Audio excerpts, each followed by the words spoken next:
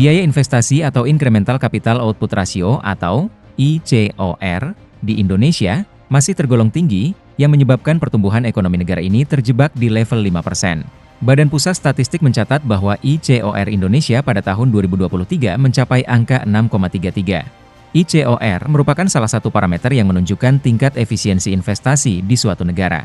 Semakin kecil angka ICOR, semakin efisien biaya investasi yang dikeluarkan untuk menghasilkan output tertentu. Direktur Pengembangan Big Data Indef, Eko Listianto, menilai bahwa dengan ICOR yang masih tinggi, pertumbuhan ekonomi Indonesia tidak akan mengalami akselerasi.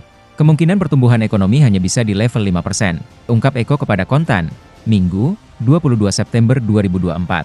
Eko juga menambahkan bahwa dengan ICOR di level tersebut, target investasi sekitar Rp1.600 triliun masih dianggap realistis.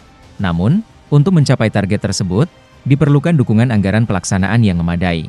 Sebelumnya, Ketua Umum Asosiasi Pengusaha Indonesia atau APindo, Sinta Kamdani, menyatakan bahwa jika ICOR Indonesia tidak kompetitif dengan negara-negara di kawasan ASEAN, yang memiliki ICOR di kisaran 4% hingga 5%, hal ini akan menghambat masuknya investasi.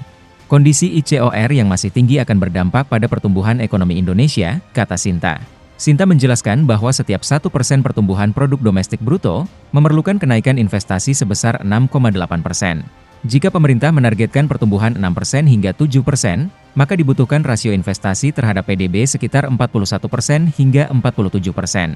Sementara itu, pada tahun 2023, rasio investasi Indonesia baru mencapai 29,9% terhadap PDB.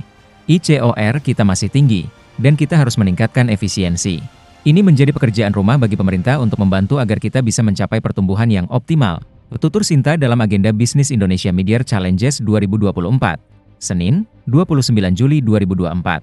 Sinta juga menekankan pentingnya meningkatkan efisiensi di berbagai sektor, seperti biaya keuangan atau suku bunga, biaya kepatuhan atau birokrasi, biaya kepastian hukum, serta biaya energi dan tenaga kerja.